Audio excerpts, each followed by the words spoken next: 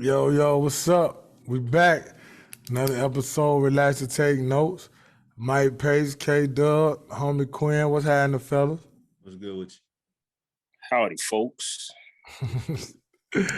Yeah, man. Hey, so we good into it now. You know, what this week. you? Week 5 in college, week 4 in the NFL. Week 5 in college, week 4 in the NFL. So we know a little more, right? I think we starting to kind of see who some people gonna be, but it's still a whole bunch of football to be played. But we starting to see some stuff and see some characteristics of who we think, you know what I mean? The real them are. You know what I'm saying? Well, with college, man, it was very, but it's always interesting, right? Like some weekends it be duds. Sometimes you expect some stuff and it don't happen, and then and then everybody kind of take care of business kind of easily. But man, it's been pretty good, and Saturday wasn't no different. You always gonna get them couple of games though that you wasn't expecting every week in college. Right. So we had, my squad didn't look so good. What do you think that was, Mike? You think they was just because I remember you saying that they needed that. So I didn't watch the game. So what did you see watching it? Well, I mean, just like me and Kevin, we were saying about, I don't even think it was the number one thing. I just think it was, we going to show up. It was a 12 o'clock game. It was Kent State. And Kent State was like, nah, dog, we practice too. And like, you know what I mean? And like, because it was just a bunch of uncharacteristic stuff. Like, Lad McConkey fumbled twice, right? Wow. Like, okay, I get a fumble. It's part of the game, right? Like, you fumble the ball, you throw a pick or whatever, right? Run a wrong route, bust a cover, but twice, and both of the turnovers resulted in scores. You see what I'm saying? Stetson threw a pick. Whatever, like that happened. You know what I mean? Just and then just focus, man. Because the touchdown that they scored on the long one, the 58-yarder, that was simply a matter of being out of position. You know what I mean? Both DBs taking the wrong. So stuff like that, man, but it's good, right? Because take out Kent State, insert Kentucky, insert Tennessee, insert Florida, you might lose that game. You know? Like the folks can get you beat in those games. You see what I'm saying? So you can't have that. And the crazy part about it is they came out and they looked like they was about to score 100 points. And then it just fell apart. So I think it was that. You know what I mean? Like, we big bad UGA, and Kent State was like, hey, man, look, we ain't got nothing to lose. You know what I'm saying? And we pretty good football players, too. We are college football players, too. So, you come out there and you shoot your shot. I think you hit the nail on the head right there. But another part was Kent State had some playmakers on the outside, too. Absolutely. Yeah, they did. Because dude that took that first screen to the house, I'm like, man, that's a – that's that dude can play. Yeah. I did not expect him to make it all the way to the end zone because I thought I don't know if it was Malachi. That was Malachi Starks. I thought he had the angle on him, but he pulled away. He did. And they had a pretty good game plan too. You can tell that they have been game planning real good for Georgia too. That was a Super Bowl. Mm-hmm. You can tell. And they've played, I think, 3 Power 5 teams. Played Oklahoma, and the scores on none of them don't dictate how Kent State plays. I just think that they're not that bad of a football team, and not being completely locked in. I mean, you saw the results of that. Just not being completely locked in, and you playing against a team that's not really that bad. At the end of the day, once they saw that Kent State wasn't scared of them, right, and compete, it was like, okay, let's go ahead and do what we do. We can't just show up against these dudes. And that's what happened with Oklahoma. I think at halftime with Oklahoma, it was like a 1-score game, something like. But in none of the games that they played, the end score looked like they just got beat to death. You know what I'm saying? But if you watched all of those games, you could see that they, like you said, they got pretty, because they had that D tackle. I don't remember his name. He was balling. So I think it was that. But like I say, man, it's what the doctor ordered. It's what they needed. Then they got some guys. Dang, I wish that could have happened in Atlanta the first weekend of December. Hey, listen, no, that's what I didn't want. But it's and then you get to see, because I hate how everybody be like, oh well, Georgia's flawless. Knock it off. Ain't nobody flawless. Ain't nobody flawless. You know what I'm saying? I can tell you what Georgia's flaw offensively is the same as Alabama. I don't see a true playmaker on the outside. Well, they get Arian Smith back this weekend, so that'll be definitely the downfield threat. That dude is ridiculous. Like they say, he the fastest dude in college football. I don't know, but he is fast. But he didn't, and so they get him back, they get AD back. But I mean, I just hate when people be like, "Oh, this team ain't nobody flawless. Knock it off." But it does give you a chance to be like, "Oh man, we definitely need to tighten that up even more." Tighten up everything else. So you know what I'm saying, man. I was cool with like Kevin said though, when it was time to ball, they put their foot down. McIntosh went out. We saw Dejan Edwards come in and look like Edwards like a house. It looked like Nick Chubb. So you know what I mean? Like, and you need that though. You need that stuff to see, kind of like we were saying with down the stretch. Unfortunately, Bama receivers went down late. Yeah. And then those guys weren't quite ready yet. But so, it was ugly, but they got the job done. So I want to trip it too hard, man. Y'all tied definitely roll against Vandy. Now, Vandy ain't, but those are the games where you do get to, kind of work on stuff and do stuff like that and kind of, I think we found our number one receiver, which I'm happy about. Finally, I mean, you think, I don't know what took so long. You think they're gonna go with that though? Because it was still times where he was still went out there. I know, but I think what that game plan was, because you saw a lot of dudes play, like Jamarian Miller. He was the leading rusher, so I think for that game, what they were trying to do is get a lot of them guys on the field to see how they react to playing, so they can know who they can depend on late in the season.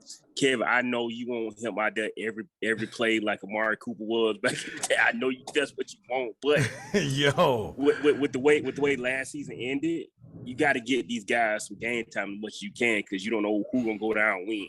Yeah, but he one of them guys that need game time.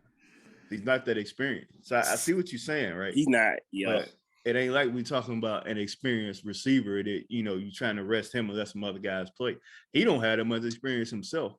and it still looks like they still using him in the same role that they've been using him in. I don't think he played no more than he normally played. Bryce just gave him more opportunities.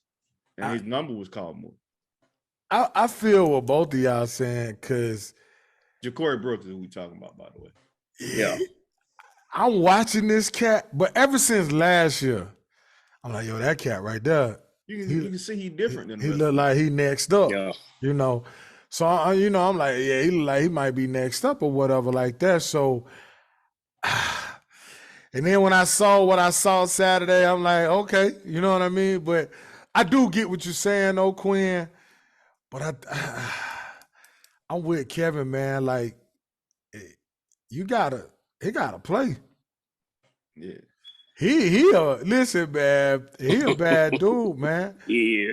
Bad. I don't know what be going on in practice. Maybe that's what I was gonna ask y'all. He's not a practice player. That's what it is. Why I know when that game comes, he be ready. Man, he do his thing, man. He nice. He's a big jump ball receiver. He can. Yeah.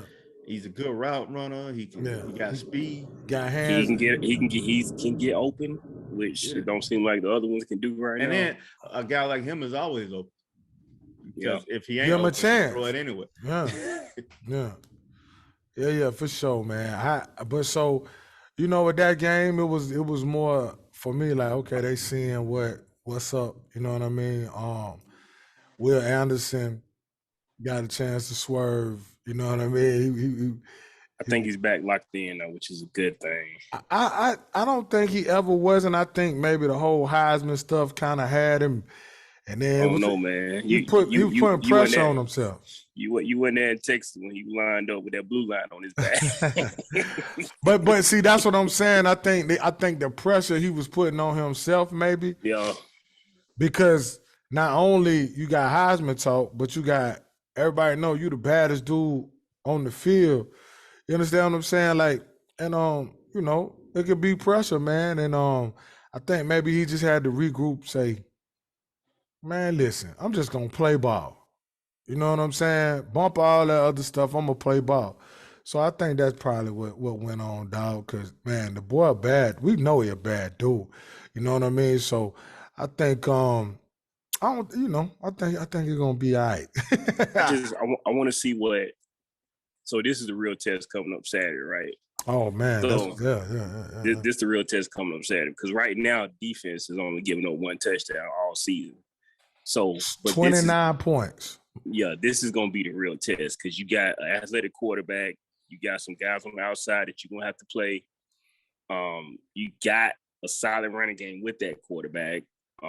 Even though they just lost, which I wish they would have won because I feel like when a team is coming off of a loss, they be more locked in on that next game as opposed to coming off a win. So I feel like they're gonna get Arkansas a better shot. And I don't know, man. What's the point? The points for right now is like what, 13, 14?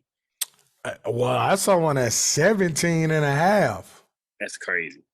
Because I think Arkansas is gonna give them a shot. You know, KJ once he get rolling, it's hard to stop him. So I feel like this is one of those games where I hope they take the ball first and go down and score because you know when you do that first off the bat, you can kind of demoralize the team. So I hope this is one of those games.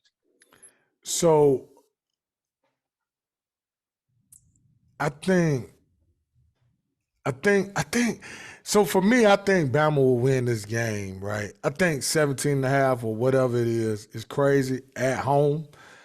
I would probably 10 to 12, 13. That ain't crazy to me because I think Bama will probably get them by right around 2 touchdowns. Yeah, I think so. So I think they'll win it. But I feel you though, you know, Quinn, you want these tests for your team, but I just don't think Arkansas got enough on the outside this year. Now, you know, they lost Traylon Burks. I just don't think the passing game's strong enough because you just can't consistently sit there and run the ball against that defense. And I don't think the passing game quite strong enough to get it done. Now, you know, and that's no disrespect. Jaden Hazelwood, who was a top receiver coming out of high school, who is talented, but he's new, right? So then you got the other guy, he young. So I just don't know if they got enough. And then defensively, their secondary beat up. They lost Catalan the first game. That sucked, you know what I mean? Losing him, I think they might have lost him like the first play of the game. You know what I mean? So they lost him. I was just expecting them. I don't know what y'all was thinking. Was y'all thinking? I was thinking they was just gonna handle Texas A&M. Sad. I was thinking that. I didn't think that. I thought they would win. I don't know about handle them, but I thought they would win that game. I don't know about handle them. And they're talented, man. Yeah. They got some guys. It's just like we were saying a couple of weeks ago when we was just like, we don't even understand how they're not winning or whatever. They got guys. They definitely have some guys, man. A-Chain and Nye Smith went down, which sucks. He out for the year, I saw. Prayers for that young man. They got guys, and then they started Max. You know what I'm saying? Yeah, man. I didn't think they would handle them. I thought it would be good. You know what I'm saying? But I did think Arkansas would win. But I don't know if they got enough defensively on the back end to stop Alabama. And then you got Bryce Young. And then offensively, I just don't know if they could score enough points to beat them. They would have to literally control the clock. think they got to play a perfect game. I think it's got to be one of them games where everything just go right for them to win. Mm-hmm. I don't think. And the quarterback is on, which happens against Bama a lot of times. But see, you Quinn, got to be locked in. I think they would need like a scoop and score, a pick six, a block punt, like, and I also think they would need a scoop and score and a pick. Like they need multiple turnovers to win. You know what I'm saying? You know they're probably gonna try to run the ball with Sanders. Rocket Sanders, yeah. But I just don't know if it's enough though. Nah, because I think Bama kind of looking like they're hitting their stride too. So yeah, they are. And like I say, I expect man. And if they had a little more defensively, then I would feel a little better. But I just can't see them. Bryce Young too is just the elixir, man. Like you gotta be just as talented as them to sustain him. Yeah, that's how. Gotta be. I don't think a team that has hype like that. Yeah, sneak up on them. You have to be a team who everybody kind of ain't expecting to do nothing and kind of sneak up on them. I don't think Arkansas is that. Yeah, and see, I think to beat that team, to line up against that team, it'll be one of them teams late. Like I know it's a few weeks out for this game, but everybody like, and they are rightfully so good. But with Tennessee. It's a lot of hype there too. That because that defense. Oh my goodness, that. Yeah, the defense is definitely one of the issues for me. But I don't think they have. Like I said once again, now Hendon Hooker been great. They got receivers been great, but I just think you need to be as talented or more talented than them to beat them because of Bryce Young. If you had any other quarterback, then okay, you could probably get him if you wasn't as talented. Yeah. But by him being there, for me, it would take a UGA. It would take Ohio State, and that's it. Yeah, because you have to realize you got arguably the two best players in the country on one team. Yeah. You understand what I'm saying? So now where do you match that?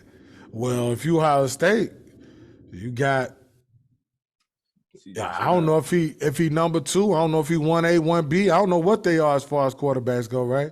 Yeah. You have him, and you got a collection of receivers, right? Then you got a good running game. And so you have that. You go to UGA. Is Brock Bowers maybe under Bryce Young is the second best offensive player? Who knows, right? So but you know he's a stud. You have that with a whole complement of other guys around, right? You got a defense that could sustain some blows, that can get some stops, and that's the issue. If you can't get stops, you know what I'm saying? So you're gonna have to get stops. You have to create turnovers. You have to do all of those things to beat them, and I just don't know if Arkansas could do that. I think they're good, but that's a tall task. I can see it being a score somewhere around like 41-20 or something like that. You think they get 20?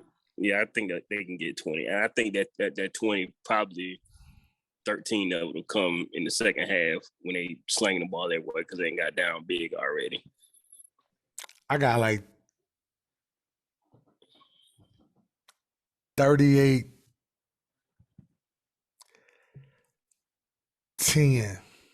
13. 13? 38. They ain't getting no more than 13 points.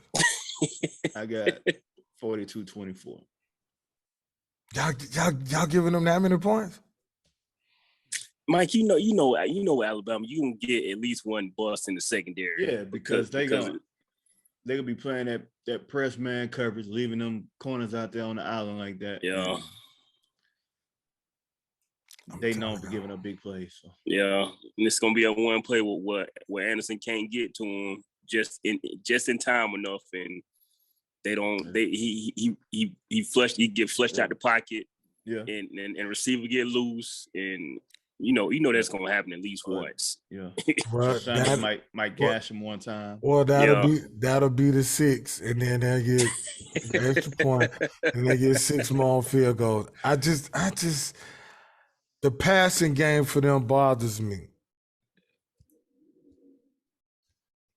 We'll see. You know, and like I said, I like Hazelwood. That's no disrespect there. Just he still looked like he kind of, getting it. I don't know. I got 38-13. I'm gonna give him 13, and I might go 41. I'm gonna go 38-13. So I guess that spread ain't crazy. It's not. Who Georgia got this week? Man, they got a tough one there, Missouri. Man, let's talk about that for a second. Let's talk about the ending to that game for a second. Oh my! For a second, because y'all know how I feel about that West Georgia Tech. Yeah, y'all know how I feel about it. Your boys, your guys. Man, I can't. What are you doing, Eli? Drink some wits. Listen, what you doing? What are you doing either way? That was so the 2 worst games of the weekend was that one and the 49ers and the Denver Broncos. Bruh, that was horrible. Like that was horrible. Jeez. And if you're a Missouri player, fan, that was heartbreaking. You kneel down. Did you see the statistics on that kicker kicking from that distance? Bro, he was perfect. So you ain't even tripping on him. You know what I'm saying? That's like saying, how Steph missed a game with a 3. Bro, shut up. Like, you know what I'm saying? He allowed that one. You understand what I'm saying? Because people want to try to gang up on that kicker. He allowed that one. But my gosh, bro. That's a debacle, dog. Them dudes invented a way to lose, man. Invented a way to lose. Dog, for real. Like, what are y'all doing, man? I'm like, y'all just don't know how that affected me. But y'all don't know how that affected me. But listen. That was tough, dog. You cannot lose that game. Like it was like Auburn was like, we don't even want to win.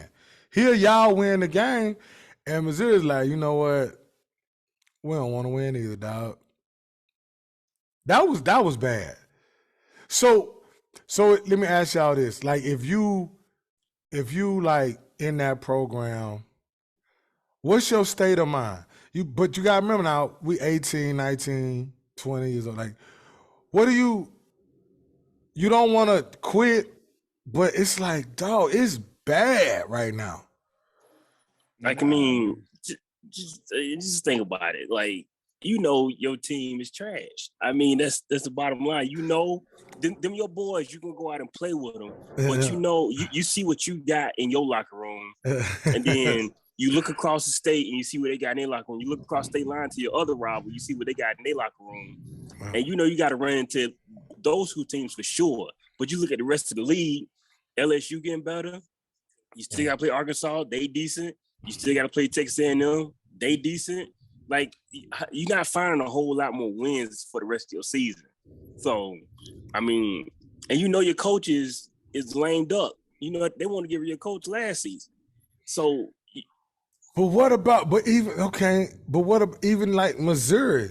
If you were in that locker room, like how should you? Man, they the same. They used to losing. Hell, ain't used to feeling no kind of way. I mean, but I'm saying, but like maybe but listen. You know how like you like, all right, we're gonna do our thing and this. Nah, bro. When you sign on to play with certain programs, you know what the deal is. You're not going to win on national championship, no SEC championship, no none of that. Your focus should just be on the next game. So winning as many games as y'all can. So, all right, how you feel if you lose to Burt? I shouldn't have brung my ass here.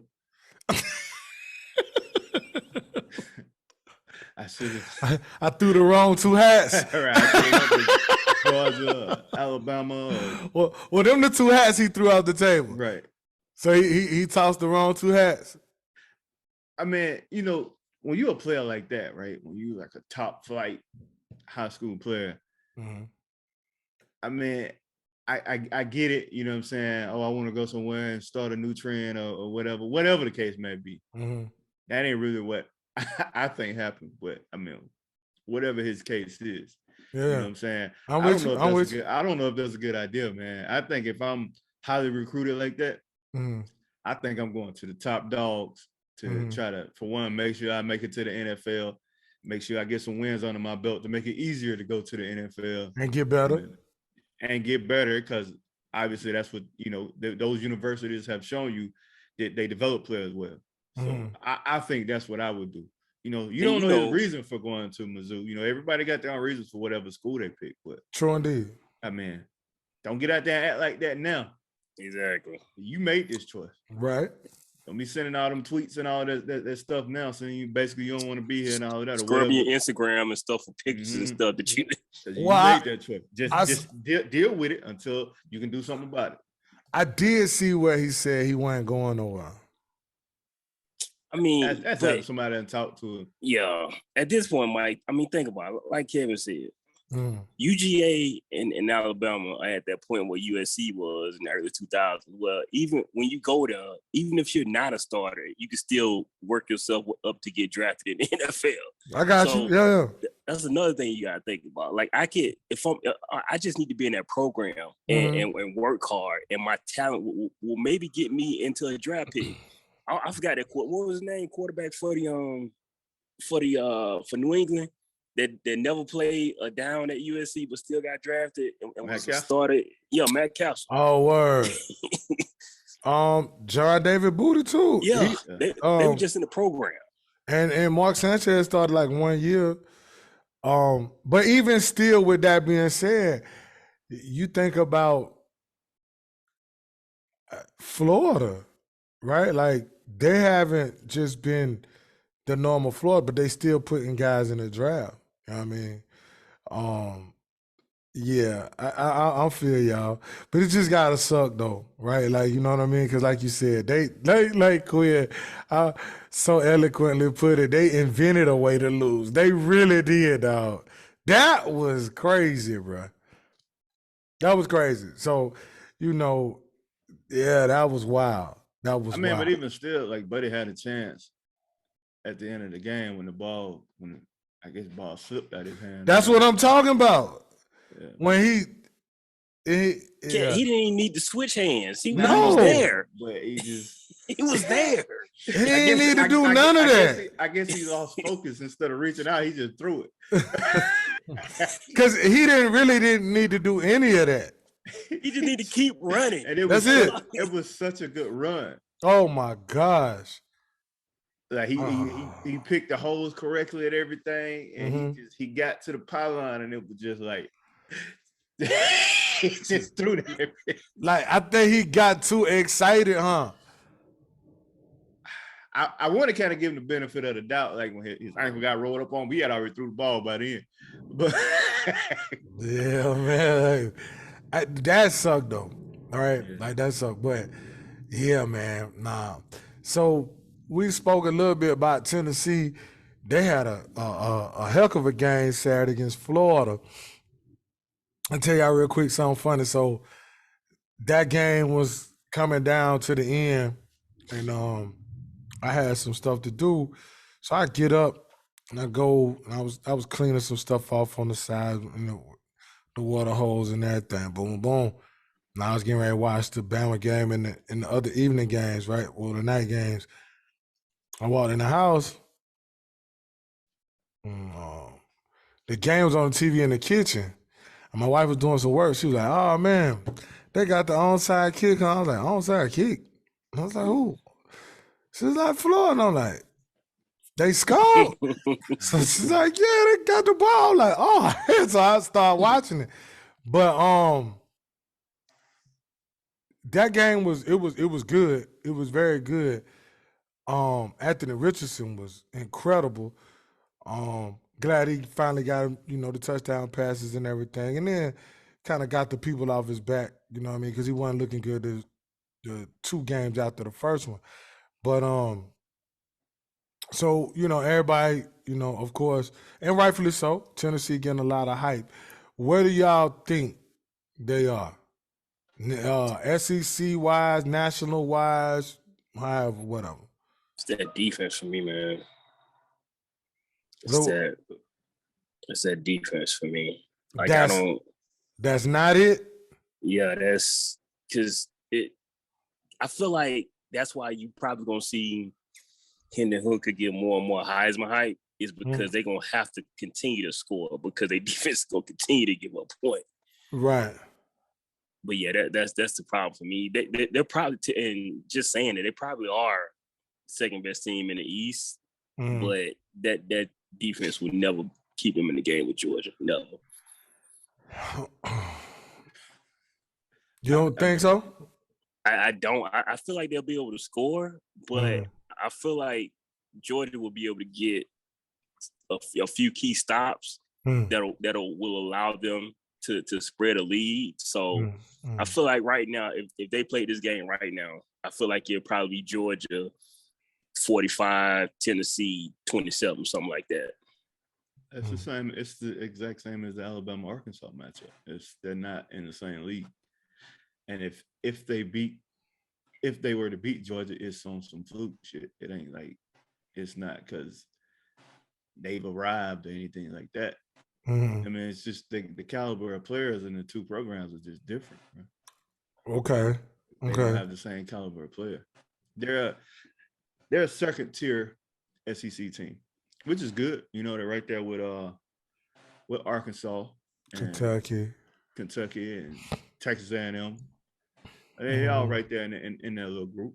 You know what I mean? But as the cream of the crop is the teams who are continuously in the college football playoff. Alabama and Georgia. I mean, they're in the middle of the road in the SEC. Basically, is what I'm saying. Okay. So they'll beat everybody else, and them in Kentucky is like a toss-up. Kentucky O-line worries me. It should. I don't know if I say toss. Well, yeah, I guess you could call that a toss-up. Well, this is the thing. Will Levis got sacked 22 times the whole season last year, right? He's been sacked 16 times this year. Wow. And you know why? Because teams like that can't sustain a certain level of consistency because they don't recruit at the same level that Alabama and Georgia and these other teams recruit at. Those teams, they have to find gems more than more than in the top teams. And when they have to replace them guys, it's not easy to replace them. Yeah. So you see a lot of fluctuation in those type teams. And that's where you do give Stoops a lot of credit for even maintaining with that team for so long. You know what I'm saying? You don't. Yeah, I get what you're saying. But yeah, that's crazy. He's been sacked 16 times this season. Yeah. That's and crazy. That could start to take a toll. We going into week 5. Because he's going to start getting happy feet. He's going to start just slinging that ball out there so he don't get hit. And think about this, Q. They've only played as far as a good, big dog matchup, Florida. And Florida in rebuild right now. That's the only team that they've played that's, you know what I mean? So you ain't even got into the grinder part of that. You still got to play UGA.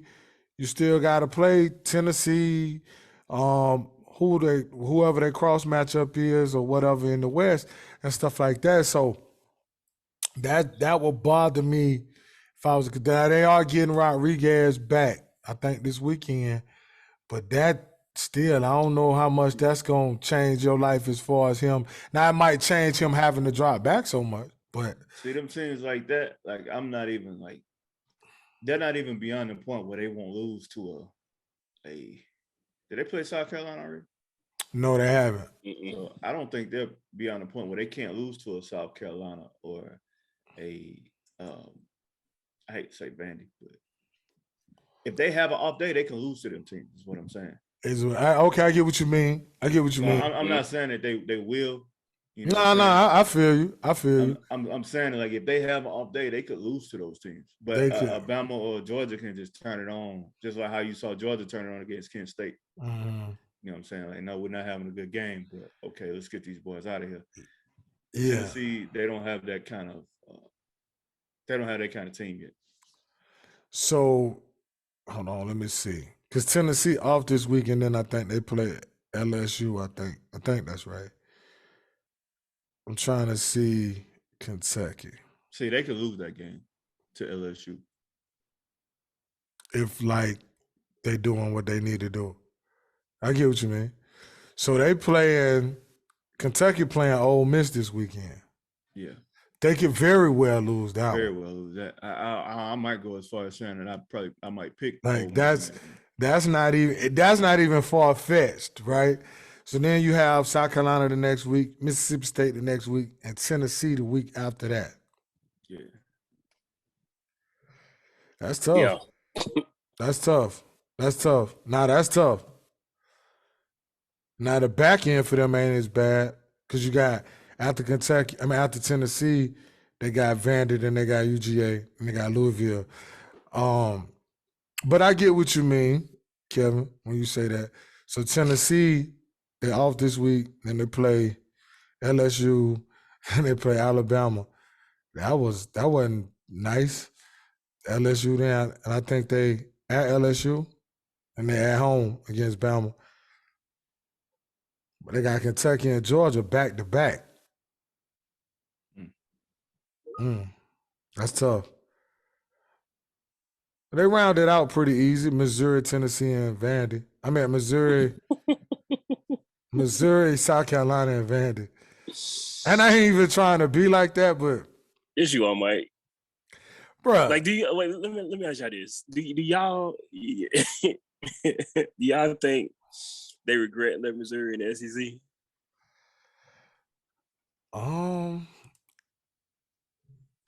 Nah, because they pretty. I mean, we know football bring all the money, but they pretty relevant in basketball. So yeah, I don't know how they are in baseball or other sports. But as far as the money making sport, and yeah, they probably do. But yeah, probably.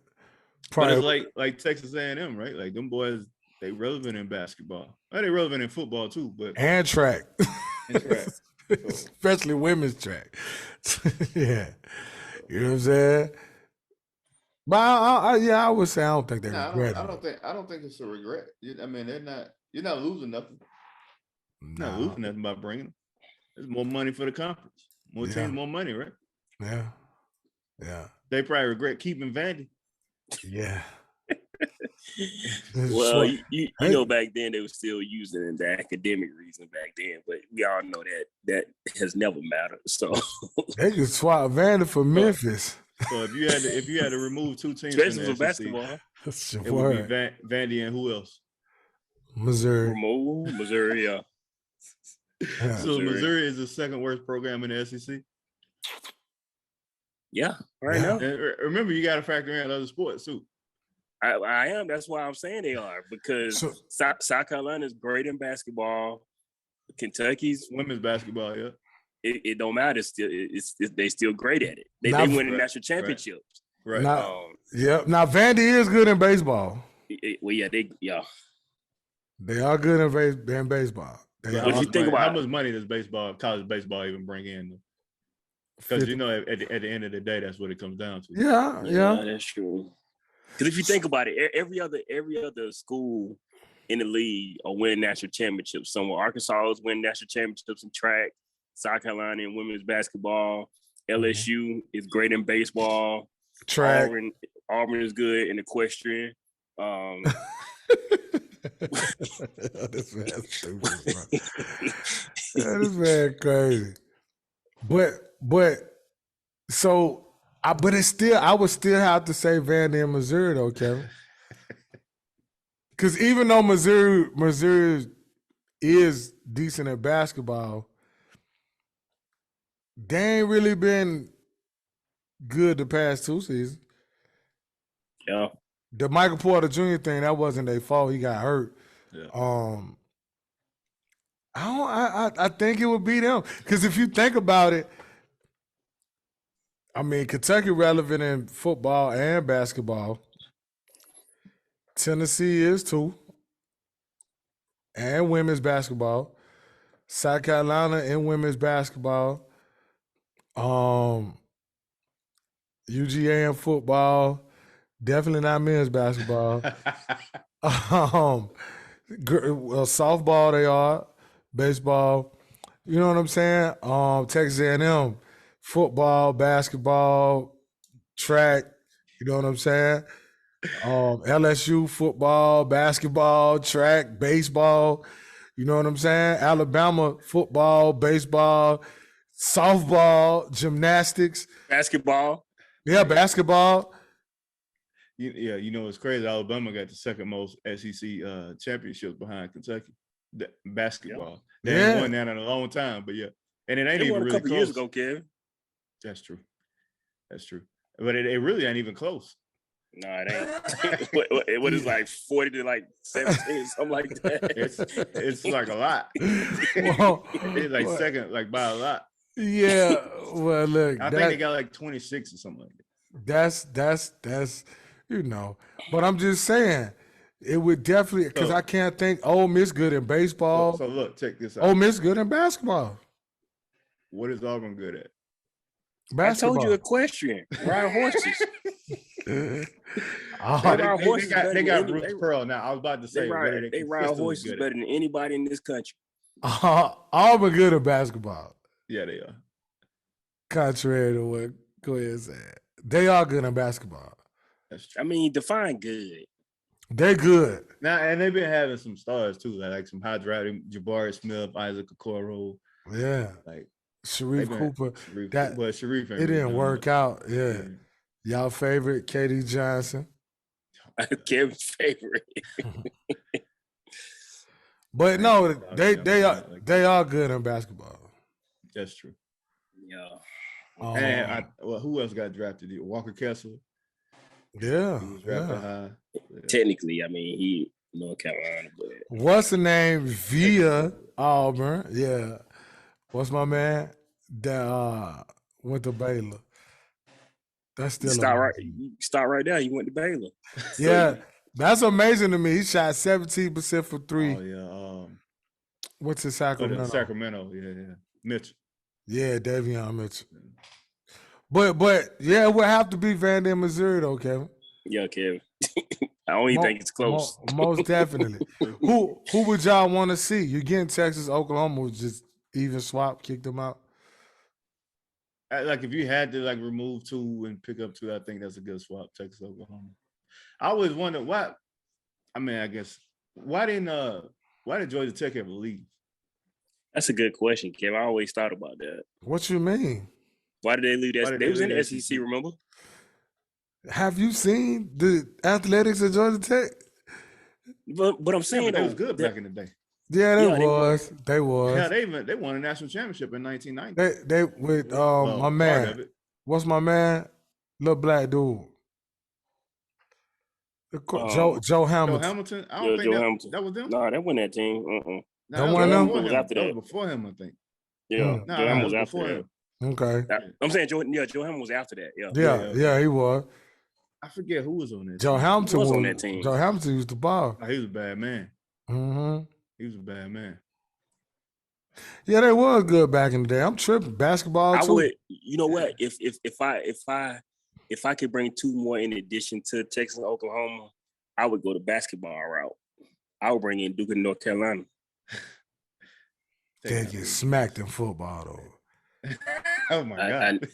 I know, but basketball though. They'll take over basketball though. Oh, I don't know. We still got Kentucky. Yeah, and Coach K gone. Yeah. And that's what I'm interested to see. We can talk about that Kentucky during basketball season. Yeah, Kentucky take a backseat to nobody. To nobody.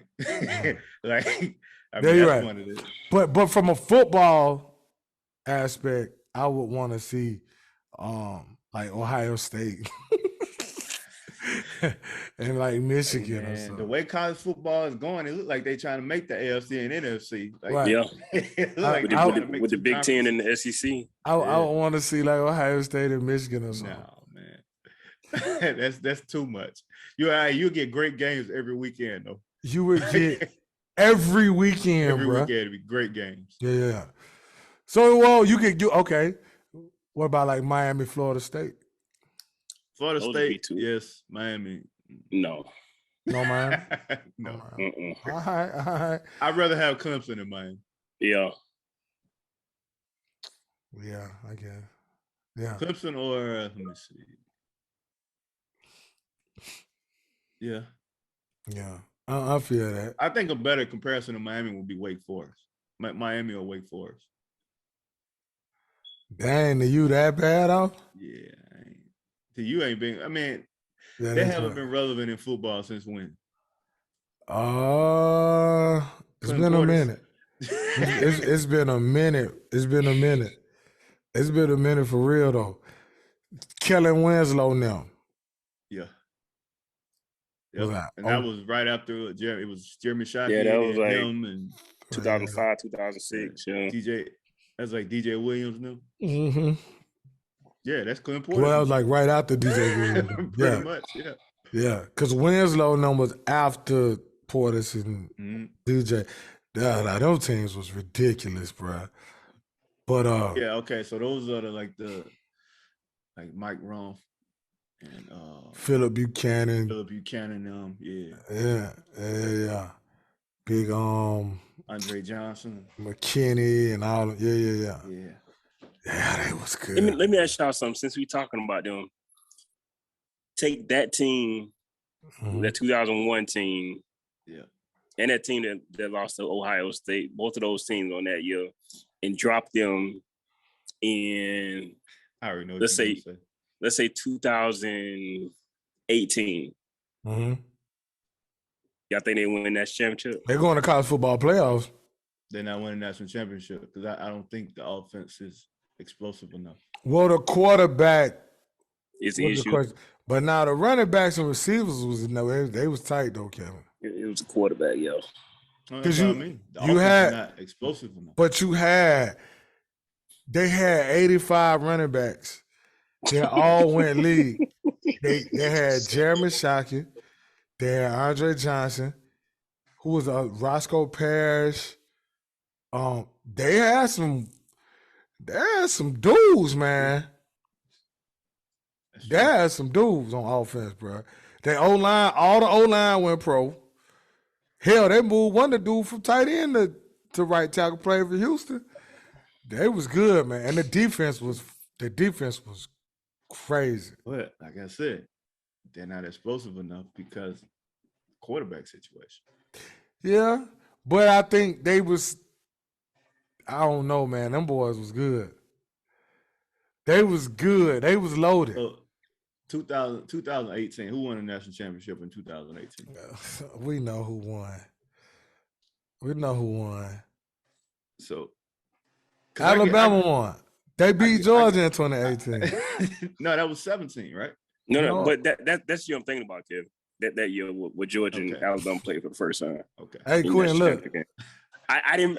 Look what I found. I'm thinking 18. I'm thinking that's like Trevor Lawrence now, right? That Trevor Lawrence, yeah.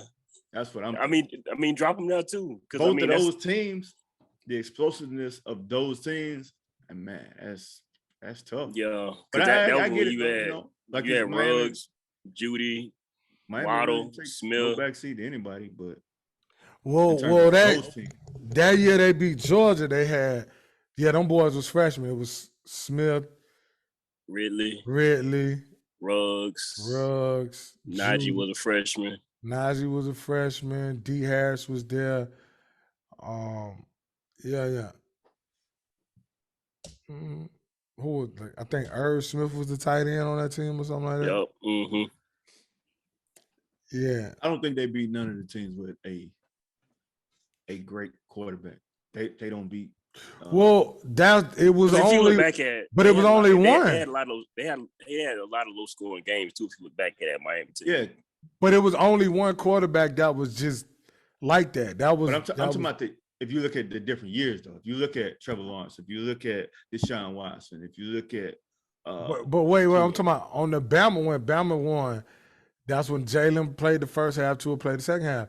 But if you look within that playoff, who else was really like that at quarterback? Jake Fromm was a product of the system. He was all right. Yeah, but who they beat? Baker Mayfield? Yeah. Because that Oklahoma offense was going on anybody. Yeah, but I'm talking about national championship wise. Like at the end of the day. But what I'm saying is, who was really the dynamic QB though?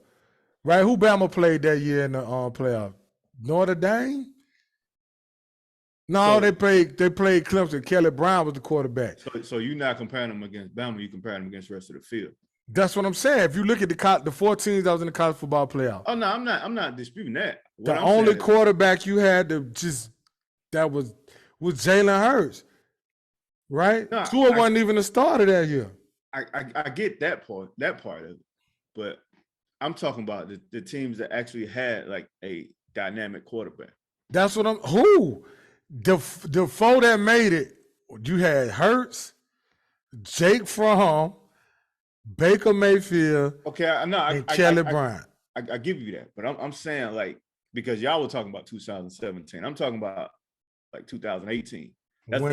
When Clemson beat Alabama. Yeah, that's what I'm saying. When Trevor Lawrence, Deshaun Watson. Deshaun Watson was gone. But you're right. No, I'm not talking about when he was gone. I'm talking about when they won. I'm talking about them years. Like the year that Deshaun Watson won. No, they don't beat that team. The year that Trevor Lawrence won. No, they don't beat that team. The year that Joe Burrow won. No, they don't beat that team. You know what I'm saying? But I don't think you're giving that offense enough credit. That offense was good. It had good players. Yeah. It had some good players. But what I'm saying, like, you had. Can you keep up with a guy who gonna get you 40 points though? But look, when Clemson won, it was Trevor Lawrence. Yeah. The other QB was Tua. Oh, nah, it was some bad dudes that year because Kyler Murray. Yeah, it was Kyler Murray, Tua, Trevor Lawrence. Who else was in the playoff? Notre Dame. Like I said, I'm not comparing them against the field that got there. I'm saying they'd have beaten Notre Dame. Yeah, but I'm saying other teams who won with that dynamic QB. Yeah, I don't know if you can beat that. Not with that team. But defensively, they was hell though. It was, but it's certain guys. I don't give a damn what kind of defense you playing. They gonna put them points up. Yeah, but I'm saying though, they wasn't easy to stop on offense. It wasn't easy. They wasn't easy, but I'm telling you, it's certain guys it's a trap. No. I'm saying it wasn't easy to stop them on offense. Offensively, they was good. Yeah, I get what you're saying. I enjoy watching them teams. I just think when you have a dynamic quarterback like them dudes I named, yeah, I think they're gonna win it regardless. Just like we can go all the way back to when Vince Young beat USC. Mm-hmm. Like, yeah, USC had all of them playmakers. They was damn good. But at the end of the day, Texas had Vince Young. It was nothing they could do. Nothing you can do. Like, I don't care how good your defense is. When them guys like that get locked in, it's over with. Yeah. Like as good as that team, 2015 Alabama team was, with that defense with Reuben Foster and them, mm-hmm. they couldn't beat Clemson because of Deshaun Watson. Yeah, Deshaun Watson was not gonna let them lose. I don't care what defense. For sure. But I'm saying, do you think like that defense was really, really, really, really good?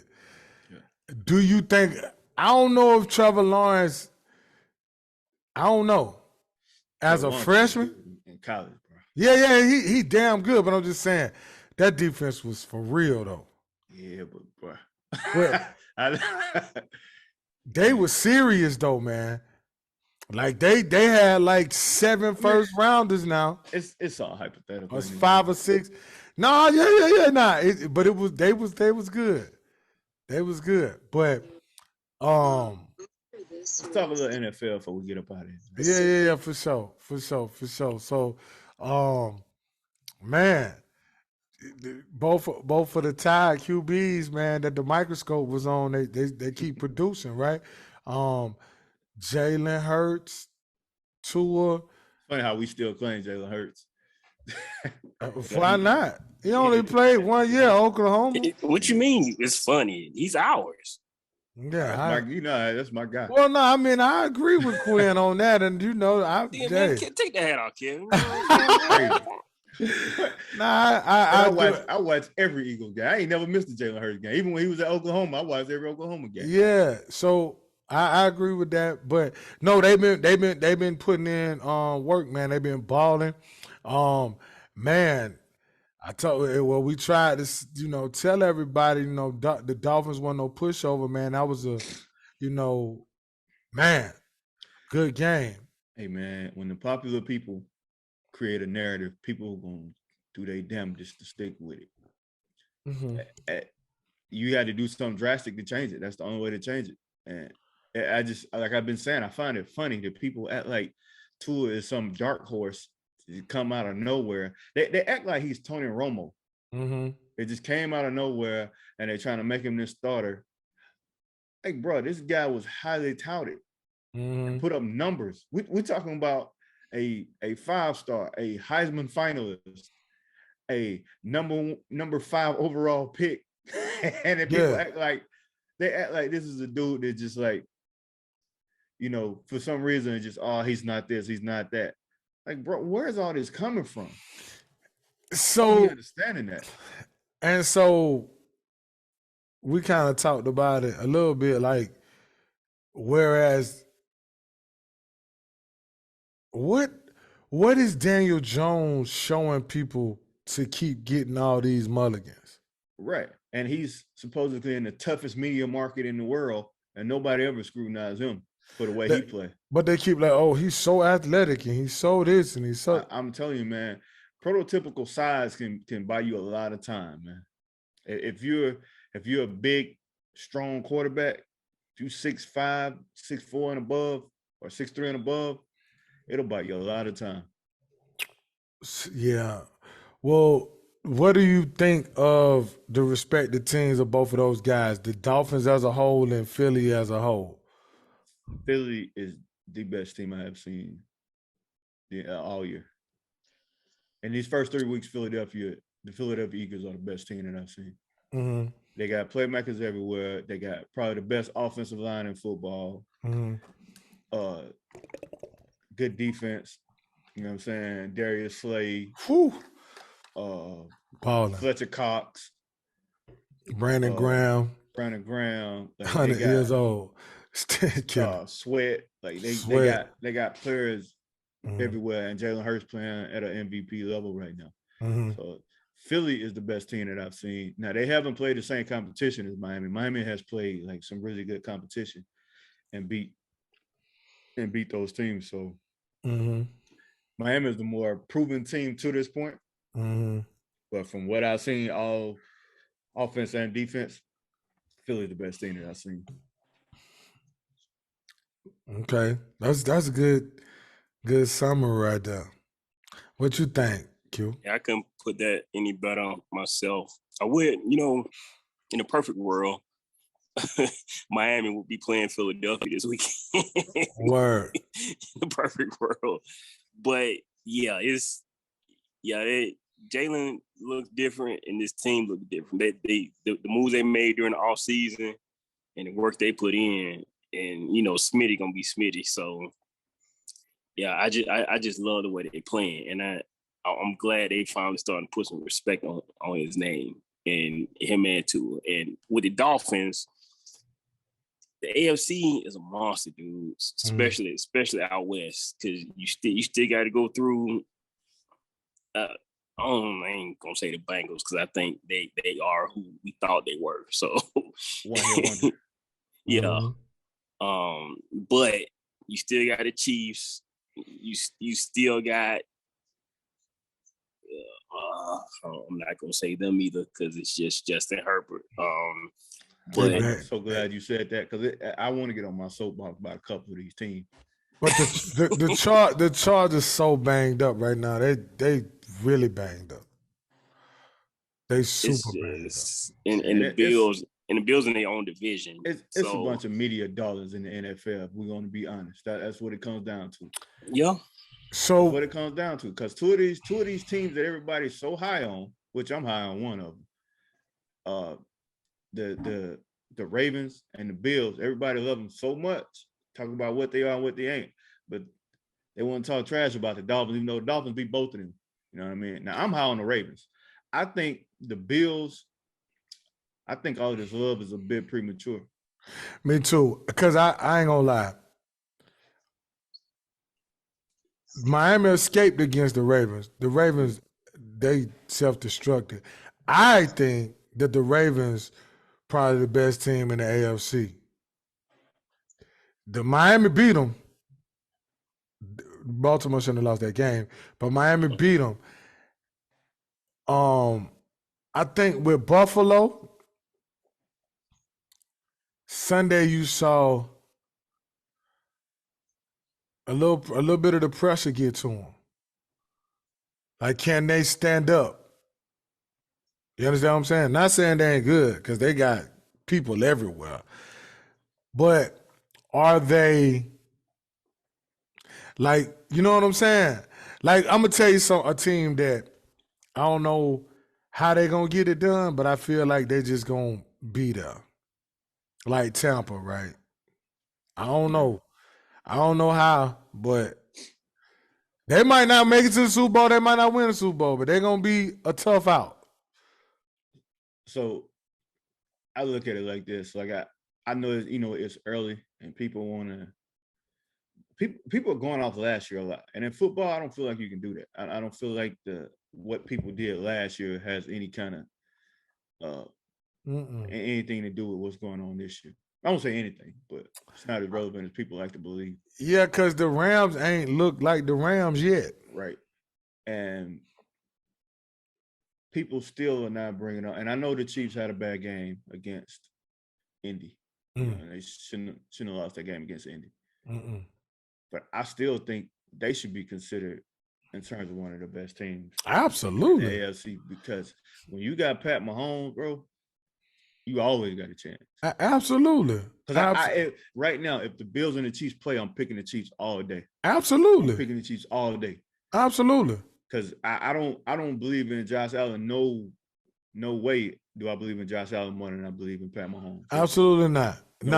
Yo, I'm with you 1,000%. So if I had to go who the AFC, Ravens, Chiefs right there for me, and Miami and Buffalo, right? Like, the Raiders don't scare me. The Chargers don't scare me. Nope. And they super banged up as well. Who else? Who else we talking about, right? Indy ain't what everybody thought they was gonna be. Not saying they can't get right, because there's plenty of football left, but who else? I really don't know who else in the AFC. Jacksonville looked good last week, but we know what they about. They building. Bengals they had kind of a setback. Yeah. Like I said, I think they're like a one-hit wonder.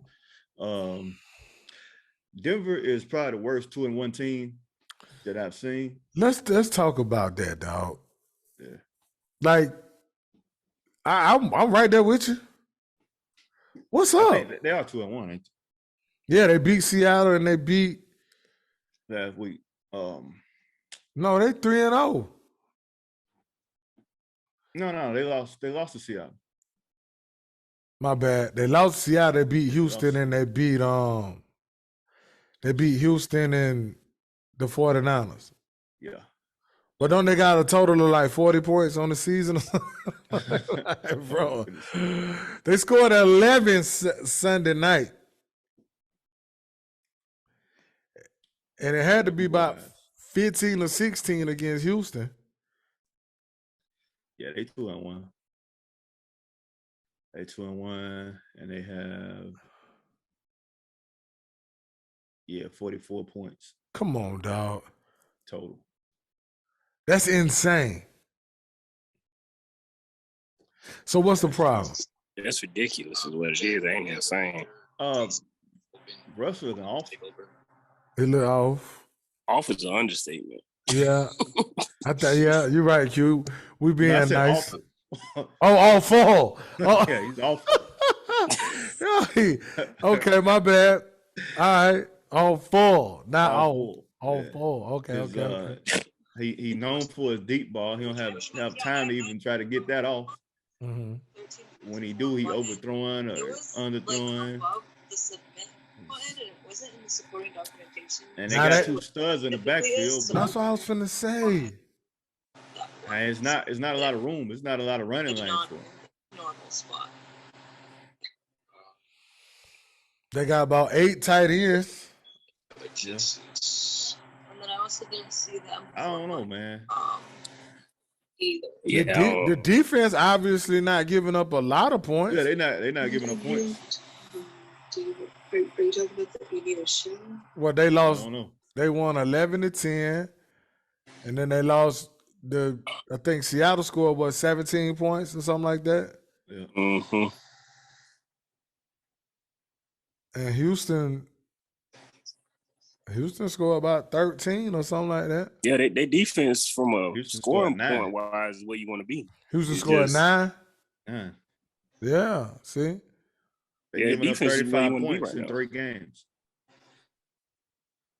So they're giving that's up 10 points a game. That's great in the NFL. But think about that. They giving up 9 less than the offense scored. God, dog. That's insanity. 30, how much you said? 35? God, dog. In the league. Hell, Alabama ain't gave up a 29. And I think UGA gave up 32. And 22 of them got scored Saturday. And what's crazy is Jacksonville actually might win that AFC South if Tennessee don't get their stuff together. They finally won. They won last week. They did. But they don't get their stuff together then. Jacksonville might actually win that AFC South. Was it Jayville, Houston, Indy, and Tennessee? And I tell you what really better happen. What's that? Is Baltimore better go ahead and get them a lead on Cleveland before that man come back. Oh, dirt. Because if Deshaun Watson mess around, I don't think he's gonna do much when he come back, Kevin. And got something to play for. Why you say that? I can't see it. Ain't Man. played. Yeah, it's 2 years out the league, man. We talking about a different talent, bro. I understand that, but it's 2 years out of the league, and he's coming back in crunch time. Coming back fresh. He ain't been doing nothing but give massages. And amped up.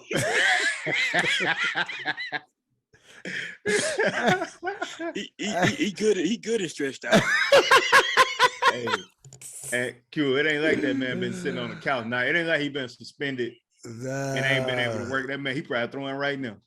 Yeah, for sure. I I feel you though, Quinn. He just looks so rested in the preseason. He ain't gonna have no chemistry with his guys when he comes back. Look at it like this, man. I mean, it's plenty of guys who, okay, you got a whole off season, right? And you come back, and it's guys who start the season on fire. They ain't played in what? In 8 months. You know what I'm saying? But they come out and they on fire.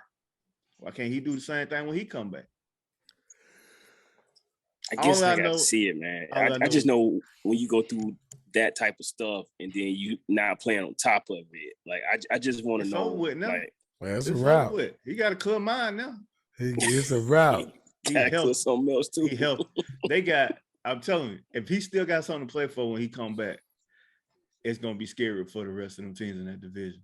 In the NFL. You think they will though in that division, or you think Baltimore be done ran away? Baltimore probably gonna run away with it because I don't know if Jacoby Brissett can keep them afloat, but I mean Baltimore is all Lamar Jackson also. So they got JK back now, though. That's gonna help out big time. But see, to Quinn's point on this, though, JK coming back from an injury, a tough injury at that. Yeah. So what is he when he come back? He played Sunday. But I mean, he's actually supposed to play in that Dolphins game, I think, but he didn't. It's gonna take him a few games to get kind of warmed up. It might take him the whole year. To Kevin's point, though, it might take him, but coming back from that type of injury. But hey, I'm riding with Lamar though. Lamar is on the MVP mission right now. And Baltimore played themselves. Yep, because if he keep on the amount of money they about to have to pay him is mess around and be in Tampa when Tom Brady leave. Yeah. Y'all playing with that man, dog. That man a bad boy. And he deserved his bread. Stop. You understand what I'm saying? But no, I actually forgot about old Dirk coming back. Yeah, man. And the Raiders so bad. Them in Houston are only two winless teams right now. You think Devontae Adams tripping? Oh no. He got his bread. I mean, he at home, he got his money. He probably chilling. I mean, you don't know. I mean, it depends. I don't know his personality like that. You know what I mean? He ain't cold no more. Yeah. I don't know. Maybe I'm sure winning means something to him, but maybe, being around his family and having all that money and being comfortable, maybe that's worth it. I don't know. I'll be miserable. But what's crazy? I keep thinking it's the Oakland Raiders, but it's the Las Vegas Raiders. Oh yeah, that's right. So he ain't at the crib. Like when I hear Raiders, I think Oakland. Me too. You know what I'm saying? So I think he at home. That's where he's from. But yeah, he probably pissed. I ain't stopped calling the Chargers San Diego yet. Me either. I just can't. And I still say the Redskins. Yeah, not trying to be disrespectful to nobody. It's just a thing. You know what I mean? But yeah, man, Ravens. I'm high on the Ravens though. But I'm high on the Ravens, Dolphins, Philly, as far as whole NFL. Who else was that? I don't know what's going on with New Orleans. I mean, the NFC kind of. Yeah, bro. The Rams don't look good. The Bucks don't look good. The Packers don't look good. Chicago, they ain't even. I don't even know why I said that. My bad. When I said Denver was the worst 2-1 team in the NFL, Chicago is. Hey, I tell you what though. My boy gonna make it hard for them too, because once again he had 16 tackles Sunday and a pick. Who that? Roquan Smith. Roquan Smith. Yeah, he did have a pick. And 16 tackles. That boy everywhere. Yeah, so he gonna make it tough on the Bears. The Bears was trying to play him, but. Nah, yeah. I'm with y'all, man. Ravens, man. Lamar Jackson. Justin Fields got 297 yards passing in 3 games. Total. So if him and Russell Wilson combined, it'd be double trash. Goodness gracious, bro. That's not bad, man. In the pros, that's bad. 297 yards. 51% completion percentage. Through 3 games. Yeah. Russ throwing for yards. Russ got 743. But... Just can't score no points. Yeah. Justin got less than 100 yards a game. I'll give him a pass for that first week, but bruh, raining like crazy. Kirk Cousins had more yards than he got on the season in 1 game. 2 Hey, it's probably a lot of guys. I was gonna say, Lamar definitely did. Wow. I think Trevor Lawrence do too. Yeah, Trevor Lawrence threw for almost 3 the other day. When they were ended. Hell, Jared Goff probably got more than that. It's crazy. Oh man, them boys are bad. Yeah, them boys bad, bro. Them boys bad. Them boys are bad. Who else? Yo, what's up with the Falcons? Like, what do? And the Falcons are an anomaly. Only reason to watch them is Patterson, Pitts, Drake London. Drake London really doing much. Drake London ball. Drake London look very good. Yeah, AJ Terrell he balling too. Yeah, AJ Terrell balling. But I mean, what did you expect from the Falcons though? Honestly, it looked like they tanking. Like, tanking for what though? They need so much. That's why. They like, we're gonna get Will Anderson, make a trade, get Bryce Young, make a trade. They're gonna do like the Boston Celtics did when they drafted Larry Bird. They had him, even though he was in college, they're gonna do that for Brock Bowers. They trying to get either Bryce Young or CJ Stroud. Listen, yeah. One of those guys, they're gonna get Will Anderson. Like I said, they're gonna do like the Celtics did with Bird to get Brock Bowers. Oh man, they are bad. They're bad. What real quick, and then we get some boxing in here. And I don't really even care to talk about this team, but the Cowboys, right? Mm-hmm. What do y'all think the issue is with CeeDee Lamb? Because we saw he definitely got talent, and in the second half, he showed that. But why he has so many drops? I just think he lose focus sometimes, man. Okay. I really do. I mean, that's what drops are. Yeah, I just because you know he got the talent. Because he drop one wide open, then you make a catch that only 4 or 5 players in the league can make. So that touchdown was insane. It's just a lack of focus. That's all. But how he dropped so many? Like you said, lack of focus, bro. That's what, like I said, that's what drops are. Like, especially when you get to that point, everybody you can catch. It's just a matter of focusing on it. What the hell he be focused on, man? That boy caught a touchdown that was, like Quinn said, that thing was sweet. And then that one with the other, like, bro, how'd you dropping these? Because look, I know from playing baseball, right, and playing in the outfield. Mm-hmm. When you have a catch or a situation where you're trying to make a catch where it's way more difficult, mm-hmm. your focus is increased like naturally. You know what I mean? So that's why, like, when you see guys who make spectacular catches and then drop the easy ones, like, all your focus go on that ball. When you, like, it's when it's hard to get to. Okay. It's like, I don't know if I can get it, but you know what I'm saying? Like, you are laser focused. You locked in on that ball and you doing everything you can to get it. So sort of like missing a layup or missing a wide open jump shot or dunking on somebody but then missing it. I get it. Like, you get, like, when it's a ball like that, you get tunnel vision, bro. Like, you don't see nothing but that ball. Like, it's like you got blinders on. You know what I mean? But when it's a routine one, it's like you've caught routine balls so many times that you're focused on the next step.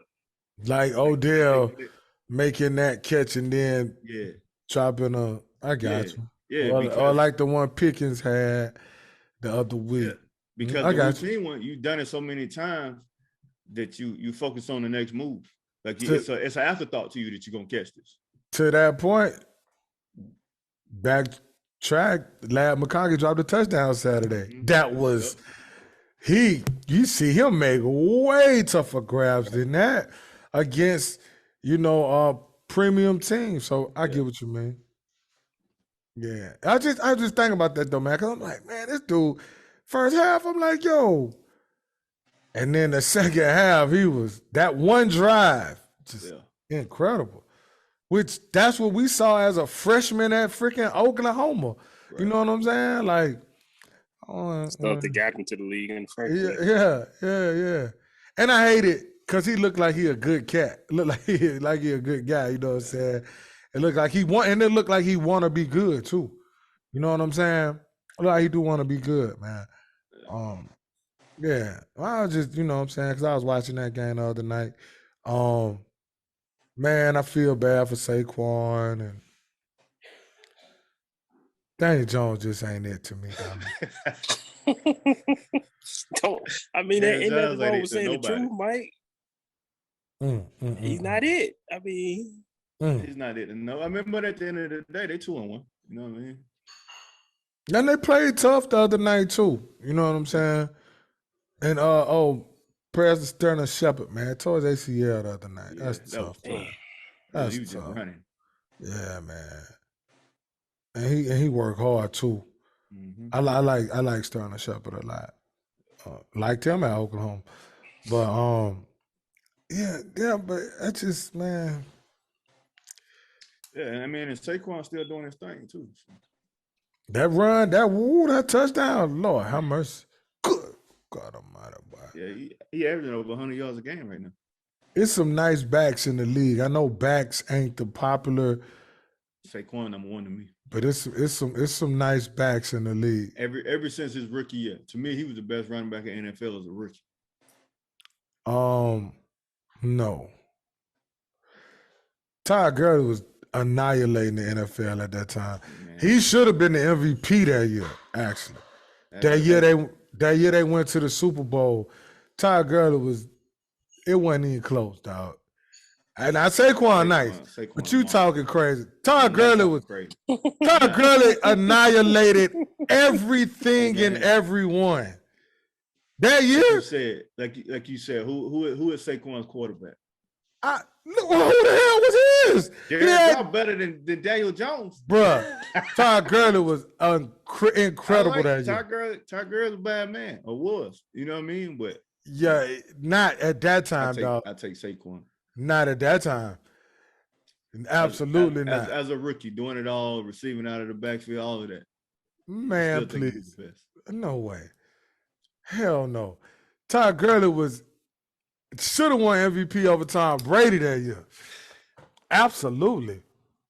He was. I think we got a little bias here, Kevin. Bro, he was the offensive player of the year.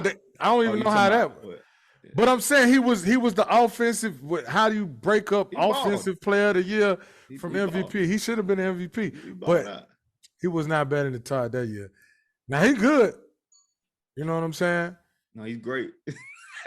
Well, he went. Yeah, he is. Saquon is great. Definitely, for sure.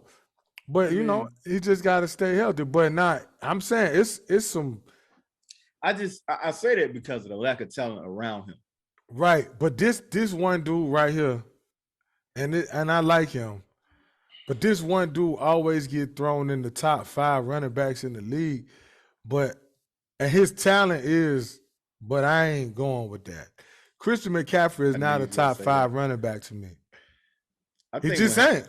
When healthy, I think he is. When the fuck he been healthy? That's true. So we can just throw that out the window. That's true.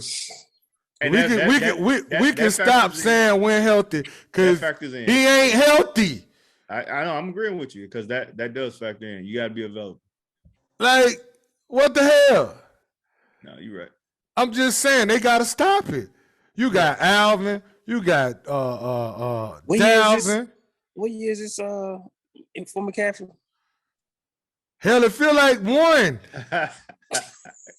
If you add up the amount of games he done played, but you got Dalvin, you got Saquon, you got Nick, you got Kamara, come on, man. I feel like Nick Chubb is underrated. Nick Chubb? Yeah. You Nick do? Chubb a house. I don't know if he underrated. He do his thing. I think he is. But no, I feel like he should get more consideration in terms of like top back in the NFL type consideration. I mean, I think, you know what I'm saying, he do his thing. In terms of just carrying that football, like Chubb would be a house. Yeah, he do his thing. Him, Saquon, Dalvin, all them guys, that's what I'm saying. And the only reason I don't put my boy Derrick Henry in that is because Derrick Henry is he's not a 3-down back. That's the only reason I don't put him in there. Okay. Because he come off the field in a lot of certain situations. I mean, but and if they're not up, then he don't even get to play half the time. If they behind, then a lot of times he's not even in the game. Well, I'm just saying, like with Christian McCaffrey, it's just funny to me. Like he played 4 games a year, and they talking about he a top 5 running back. Like, you know what I mean? Well, come on, and he is very talented. Now, when he playing, and those are 2 different things. So when I said when healthy he is, that's what I mean in terms from a talent standpoint. But yeah, absolutely. From a production standpoint, yeah, you're right. Cause he ain't never he don't play. I agree. They just, I mean, and I like him.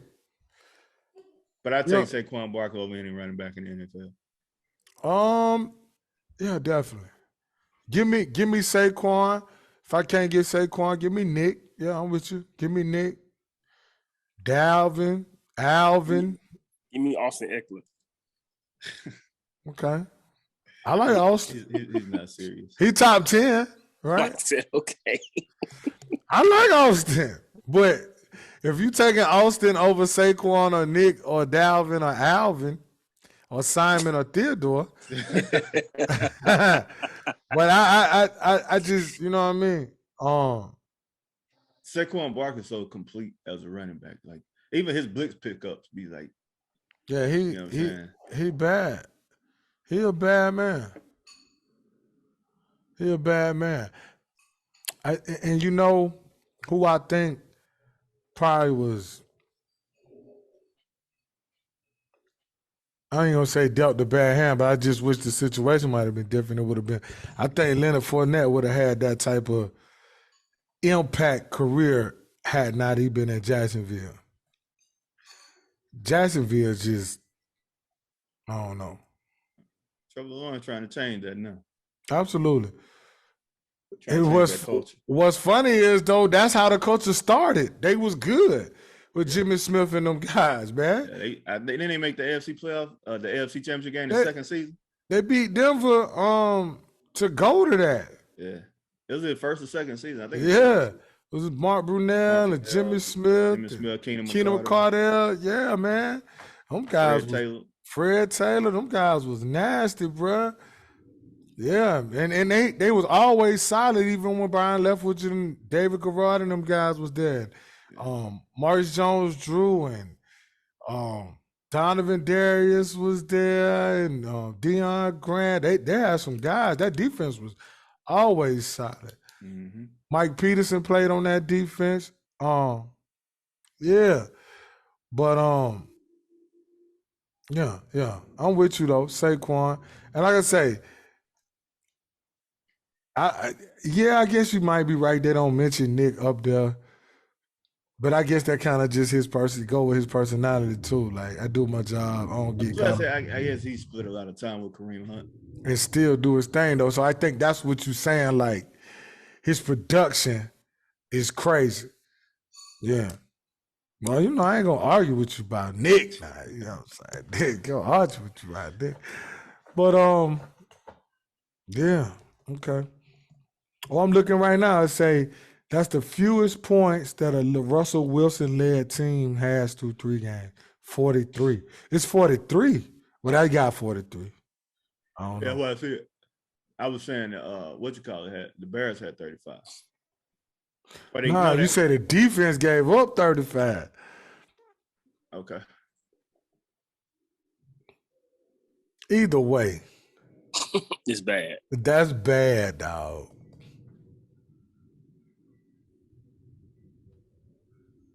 Yeah, it is 35.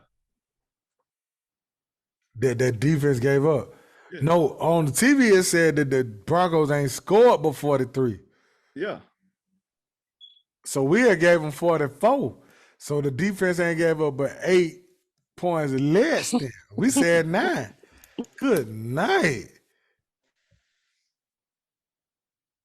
Bro, them boy won 11-10, boy. I thought that. I That's a great thought Mets versus Braves game. that's what I was gonna say. I thought that was the Braves and the Mets. Them boys won 11-10. That was the Broncos and the 49ers. That was the Rockies and the Athletics. The A's. Good night. The Giants.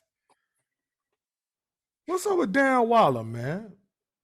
I don't know, but he need to crank up because I traded for him. Yeah, he did. Yeah, that's right. Enjoy. Yeah, y'all did have a blockbuster. Kyle Pitts wasn't doing much better. That's why I traded for him. Because I needed my boy Cordero Patterson, and he produced for me.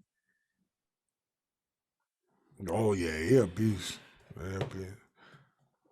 All right. So we're talking. I don't know what they got going on in Arizona. They look a mess. But so what's up, man? Give us the rundown on the boxing scene, man. Skeptical Kevin over here still don't think I have a reason to be. Well, what's up, man? Explain what's going on and why you feel how you feel. Because Earl Spence and tell us what you're talking about. I ain't finalized nothing. Okay. So in regards to what? Hold on.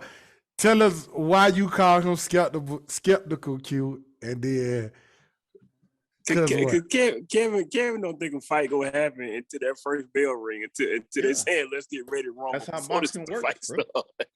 That's how boxing works. I know, Kevin, but have a little bit of hope. I mean, I got hope, but I mean, that's how it operates, bro. So as we sit right now, and what we talking about is a fight between Bud Crawford and Earl Spence. Excuse me. That's what we talking about. Fight, yeah. Potential. Sorry. Potential fight.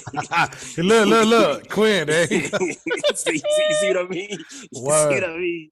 Word. So, Kevin, right now, what are the chances, percentage-wise, do you think this fight is actually gonna happen?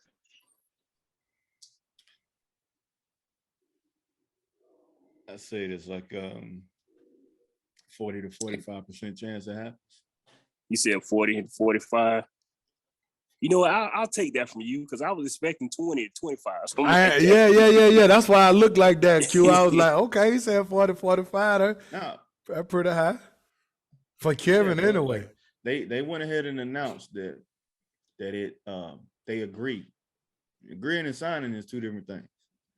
You know what I mean? So like with boxing, you can't listen to ESPN and all these normal media outlets that we listen to. It don't work like that with boxing because boxing, they're not governed by one governing body like the NBA or the NFL.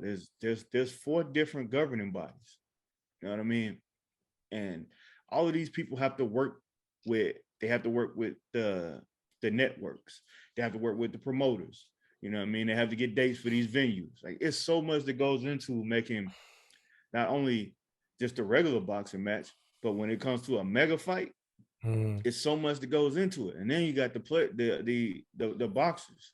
They want a certain percentage, and this guy wants a certain percentage. And it's just so much that goes into it, bro, that I don't believe fights are gonna happen until I actually see it, especially when it comes to a fight of this magnitude, because this fight is the biggest fight or the highest skill level fight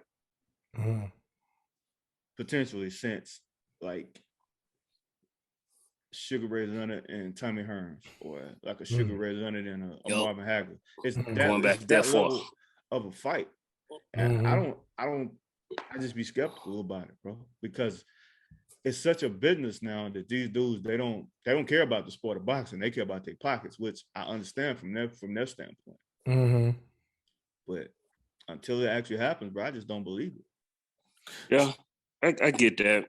And like you said, Kevin, back in the day, you used to fight because you knew you had to, because that was the next guy up.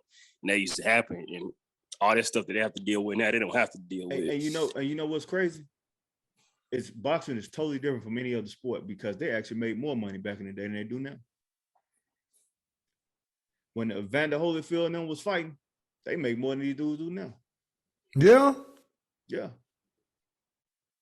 And they was actually fighting. So, yeah, because they was fighting 3, 4, some of them up to 5 times a year. Now they was fighting each other once every 2 years. The best was fighting the best. Now you get BS fights. Yeah, I get what you're saying. So it was like that back then. It was you was getting the Ray Leonard and the Hearns and the you know, whoever, Marvin Hagler's and all of those guys. And now it is like I guess kind of, you know, related like we were saying. Oh, when I said I would want Ohio State and Michigan in the SEC, he was like, that'll be too much. Yeah. But that's kind of how the boxing was, right? Like, so, you know, it wasn't no Vandy. Like, if we go, you know, compare, like it wasn't no Missouri, you know what I'm saying? Like, you had to bring it. So, let me ask you, so like, and you, and like you said, you know, you understand it from the money aspect and everything. So do you think it's a medium there though? Like, do you think they could kind of get back to the big fights? And not to disrespect any fighter, because man, I got much respect for all them guys. I ain't get my ass in there. I wouldn't fight my son with no boxing gloves on. But I'm saying like, do you think it's a medium in there anywhere, like where where they're like they could come up with something where we as fans still get those type of fights that like I used to see, like Roberto Duran and Sugar Ray and different things like that, or what's Sugar Shane and De La Hoya type stuff like that. Like, do you think it's a medium in there where we could get back to those on a regular or no? No, because they don't have no reason to, because they're getting paid the same for fighting lesser competition. Mm-hmm. Like right now, Earl Spence can go fight Virgil Ortiz or somebody like that, knowing he gonna win, and still get paid good. Get the money. They get paid the box out because back in the day, that Roberto Duran needed that whoever he was fighting to make that a mega fight. He couldn't go out and fight the 10th runner up in the Olympics and get the same amount of money because nobody gonna pay attention to it. Now they get all this money beforehand before you even get to the fight. And another issue is the promoters. Promoters are an issue. That's a big issue. You got Bob Arum and Al Heyman. They don't like each other. They be in a little war with themselves. And Al Heyman he's pro fighter. You know, them guys, they love him because he look out for their career. You know what I mean? So he like, why should I put my guy up against Terrence Crawford when I can put him up against somebody else and he can make all this money, take care of his family and do all this? Like, boxing is it's like the difference between, I'm gonna tell you what, like, look at the UFC. You get them fights in the UFC. I don't even watch MMA, but in the UFC, you get the top fights because there's one promoter, Dana White. Dana White said, you either like it or you kick rocks. Yep, you either fight or you out. And we'll move on to somebody else. So you see them fights in the UFC. You know what I mean? That's why you seen Cormier and Bones Jones and them dudes multiple times. but they say he be doing them boys right though, as far as the money go though. Yeah, but he's only one guy. But no. Yeah, go ahead. But yeah, that's what I'm saying. Like, but they say he be like he break them off though. Like, they say he'll come off. Yeah, but Al Heyman break his guys off too. Yeah. Not saying saying that they. What I'm saying is, in turn, they're not doing the boxers wrong. They're doing the sport wrong. Is what I'm saying. Yeah. The boxers are fine. The boxers are taken care of. It's us as a people. It's the fans who are not being taken care of. So it's now, and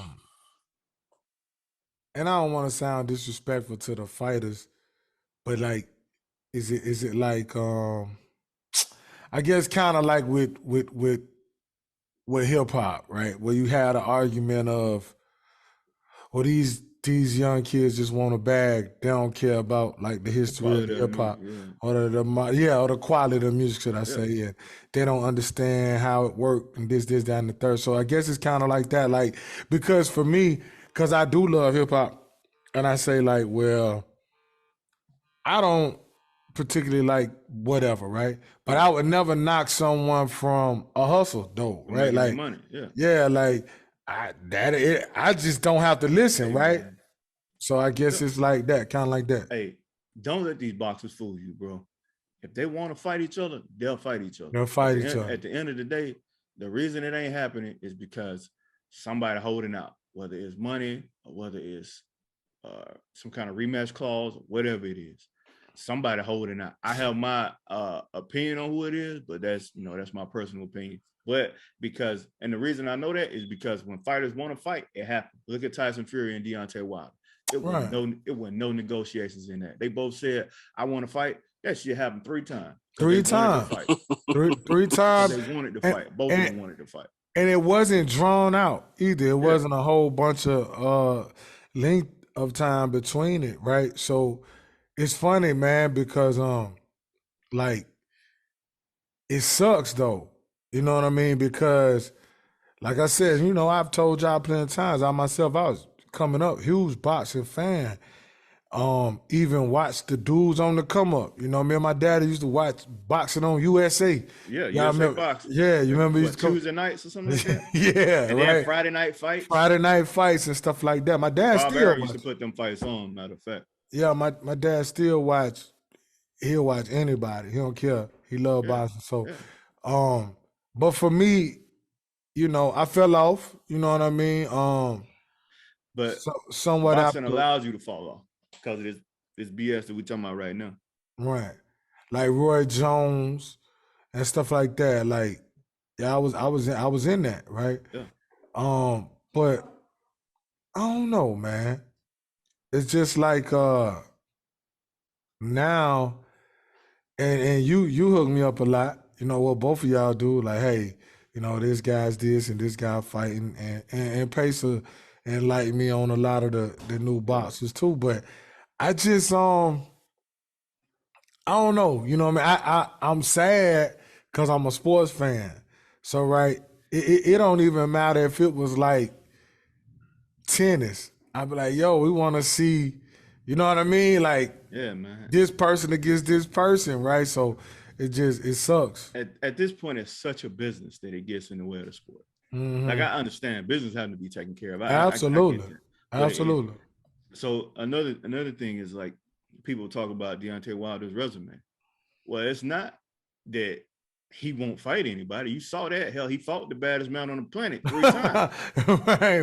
A 6'9", 270-pound dude 3 times. Who the hell is he scared of? He ain't scared of nobody. Absolutely. It's the fact that other people don't want to take that risk and fight him. That's why his resume don't look like the way that a lot of people want it to look. So, and that's what I was gonna ask too, right? So, like, unfortunately, it's not like basketball or football or baseball or something like that, hockey, where you have to play each other, right? And even more so in basketball, everybody got to play, right? Because they play so many games, as well as baseball.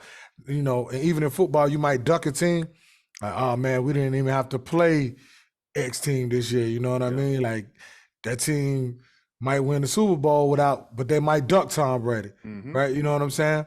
So, like, unfortunately, it's not like those sports but my thing is, just from the competitive standpoint, is like, man, you know what? If I end up my career, let's just say, I'm gonna just throw a number out. If I end my career 48-8, right? Like, I could be proud of 48-8 if I fought them guys. You know what I'm saying? It's like what's Tom Brady, like 8-2 or 3 or something in the Super Bowl? Who beat them? New York beat them twice. Philly beat them once. Yeah. You know what I mean? But even in football, such a gladiator sport, you make it that far, it's like, I'm not ashamed to lose to any of these dudes if I have to lose.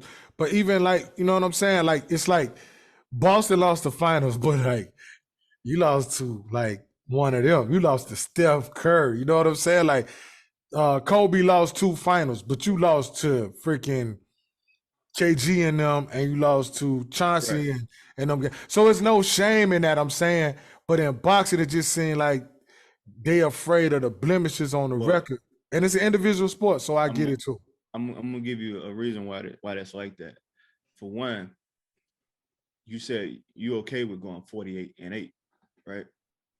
So, I'm talking from I know what you mean, from a respectable standpoint, like that. You know what I'm saying? And I don't box, so you know what I'm saying. So I'm talking from. I get you.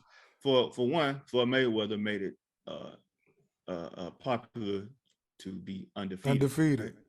So him and Rocky Marciano, the only 2 undefeated boxers in their career. You know, anybody that really had a long career. Mm-hmm. But another reason is the promoters. Mm-hmm. So if I'm Bob Arum and I want to put on a fight and I want people to watch, I can get more butts in the seats and I can get more people to watch if my fighter is 17-0. If my fighter is 23-0. Absolutely. Right. And I also can get more butts in the seats if my fighter is the WBO champion or if he's the WBC champion. So I'm gonna go the easiest route possible to get these belts. I'm not trying to fight Deontay Wilder. Let me fight Anthony Joshua because he's the easier opposition. Right. This is how I'm gonna explain to you how Anthony Joshua got all them belts. And he could price himself out with Wilder. That's why that fight never happened. Because of the status. Yeah, the status. So Joseph Parker, right? He was the WBO champion. He had an option to fight Deontay Wilder or Anthony Joshua. Who's the lesser of the 2 evils? I got you. Anthony Joshua. He went and fought Anthony Joshua. Charles Martin, same thing, was an IBF champ. He went and fought Anthony Joshua. Now Anthony Joshua has 3 belts compared to Deontay Wilder's 1 belt. Now when they go into negotiation, I can say, I'm an undefeated champion. I got 3 belts. I'm a 3 title holder. You only got 1. You ain't getting but 30%. Got you. I got you. But and it sucks because, like you said, business is business. But yeah, I ain't gonna lie. I'm so old school. I'm so super sports fan that me too. It's my competition. I respect that and feel like your name should say, like, let's just say, like, back in the days, right? Like, I want to fight Evander Holyfield because that's Evander Holyfield, right? I want to fight Mike Tyson. I want to fight Lennox Lewis. I want to fight Bernard Hopkins. Like, you know what I'm saying? I want to fight whoever that is, right? Like, what was his name? I seen Rockman. Like, he got in there.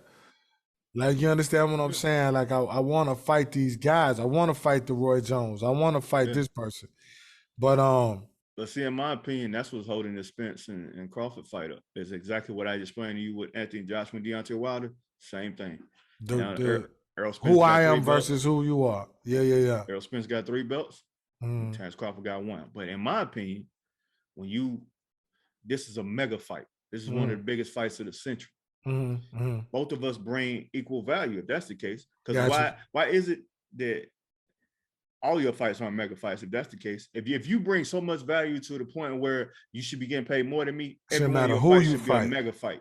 No matter who you fight. But now that you bring me in, and I'm on that same level, and it's a mega fight, that means I bring equal value. So that shit should be 50-50. Let's get it on. But that ain't how it works. So yeah, I feel you, man. It sucks though, because like I say, you know, I ain't gonna lie, I'm a dinosaur, you know what I mean? And I cop to it, you know what I'm saying? Cause come on, man, you know, that's just how we grew up. Like, we super sports fans and not saying that, like you said, not saying nobody wrong. It's just that we like best fight the best type people. Yeah. You know what I mean? Like, even no matter the sport, we like it in basketball, we like it in football, we like it in whatever it is, you know. Yeah. And it's just that way, you know what I'm saying? And it's not wrong with like feeling the other way, right? No, Because no. like when I was watching that a snippet of that Redeem Team joint, and Mm-hmm. I was listening to LeBron, and he was like, this is my dream to play with D Wade and Carmelo and Kobe and all these guys. I always wanted to play with these guys, but like to me, I don't think that way. To me, I think in my head, I don't want to play with them. I want to beat them. Yeah, and there's a difference. You know what I mean? Yeah, for sure. And that's I don't know, like maybe it's a context thing. Maybe he was saying like with him on. Play with him. Nah. No, you don't be giving Bron no grace, man. Look, he said exactly what he meant. Nah, I don't think he meant it like. He meant it like that. Yo, he tried to make it happen. He tried to get Carmelo to come to Miami with them. That wasn't supposed to be Chris Bosh. That was supposed to be Melo. Yeah, but it still was Bosh though. You know, like. I mean, at the end of the day, it is what it is. I mean. Yeah. That because that whole thing is just kind of. I'm just talking about mentality. Like it ain't nothing wrong with it. You know, that's his mentality. Whatever. Still one of the greatest ever. I understand, but I'm just saying there's a difference. It's definitely a difference, but because some people try to, and that's why I hate with the old school, new school, and some people try to say, well, he ain't this because of this, and he ain't. Like you just said, the dude's still great. It ain't just our cup of tea. You know what I'm saying? Right. But some people try to discredit this one for that and this. Come on, dog.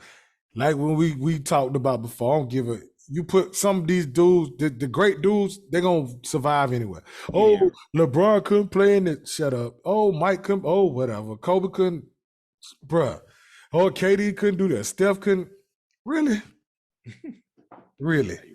Because but I just hate it, man. Because I like watching good on good. You know what I'm saying? Like that's a dream fight. Errol Spence against Terrence Crawford. Like those are the two best, probably the two best fighters in boxing. But see, it's what the fans like, bruh. As big a Bama fan as you are, and as big as UGA fan as I am, and bigger Bama fan Q is, and all the other fans that's just as big as fans of those two teams as we are. Yeah, I was nervous. I was everything going into that national championship, right? Yeah. But it's no other team I really would have wanted to see them against because it still would have been, but they can't beat Bama. Right. Or they would just say they would have went in there and just walked the dogs on another team. My question would have been, could they have beat Alabama? Yeah. Right? If Bama go in there and mop Michigan, to say Georgia lose to Michigan, it's still like, well, we supposed to whoop Michigan, right? Like, you know what I'm saying? It's still a level of that because Bama is that good and they've been that good for so long. We definitely don't want no team that we feel is less. And we're not even playing in the game. We just fans of the game. You know what I'm saying? So for me, it's still like, I didn't want to see Bama lose to no Cincinnati. Right. Not saying that I just think teams beneath, but come on, man. You know what I'm saying? The way that team was rolling last year, they would have killed Cincinnati. You know what I'm saying? So, but I hate it, man, because it's so many good boxers. And like I said, y'all guys put me on a lot of them, and I watch it. I'm like, man, these dudes can fight. You see it, you still see it happen, bro. Like like Joe Joyce is one of the best heavyweights. Ain't nobody finna fight him because he's 6'7", 270 pounds, and his head and chin made of granite. Nobody want to fight him. It's just so crazy to me because you're in probably because it's an individual sport. So we talking about how tough do you have to be, right? Yeah. Football is gladiator, but it's team. Yeah. I don't know. Nah, I feel you. I get so frustrated with boxing, bro. And I love it so much. Right. But I get so frustrated with it. And then, like you say, because it's not really a right and wrong thing. Yeah. You know what I'm saying? It just kind of is what it is. It just kind of sucks for the fans because they don't care about the fans. Nah. And this is what always happens when you give the players or the fighters or whoever, when you give them the upper hand, when you give them an advantage, this is what happens. The fans suffer. Mm-hmm. And then vice versa. When you get the fans what they want, then the players and the fighters, they suffer. So yeah, it sucks. Kind of like a double-edged sword. Yeah, it sucks. It sucks. I hate business sometimes. You see so much stuff, so many like like R&B groups, rap groups, whoever, friends, business, bro. But like you said earlier, man, it got to be some sort of happy medium. It has to be, because we've also seen things work. Yeah. We've seen people be in business 25, 30 years. And it wasn't always like they was on the same page, but they came to a medium of like, yo, we can make this work. Right. You know? What you gonna do, man? Well, man. Yeah. Well, that's all I got, man. Got anything up? I think we covered everything today. NBA training camp opened up. It did. So NBA boys will be back on the floor soon. Absolutely, man. We'll have it all here in a minute.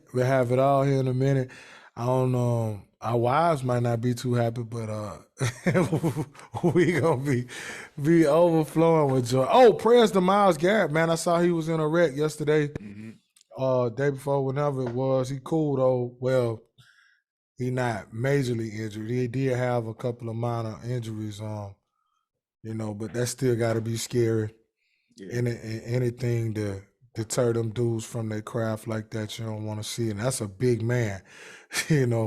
That car, I don't know what he was in, but regardless, that's a big man. So I'm glad to see he was all right. Say he might play Sunday, but prayers for him.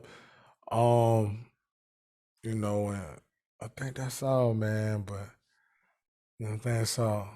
I ain't gonna say nothing else about how bad Bama gonna beat Arkansas. Cause I know you don't like. I know you don't like when I do it, so I ain't gonna say nothing else about it. Cause I was gonna change my score. I ain't gonna say nothing else. Cause every time you say that, it end up being a 3-point game. I ain't gonna say nothing else. I had another, but I ain't gonna say nothing else. But I ain't gonna say that. But yeah, that's it, man. That's all we got for y'all this week. Hey, yo, when you're tuning in to us on YouTube, man, hit that like button, subscribe, all that jazz. Wherever you listening at, man, you know what I'm saying? Show us some love, man. Appreciate whoever listening. Appreciate y'all. And but that's all we got for this week. That's another episode. Relax and take notes. Mike Pace, K-Dub, homie Quinn. And we'll get back at y'all next week. Till then, peace out. Peace out. Take it easy.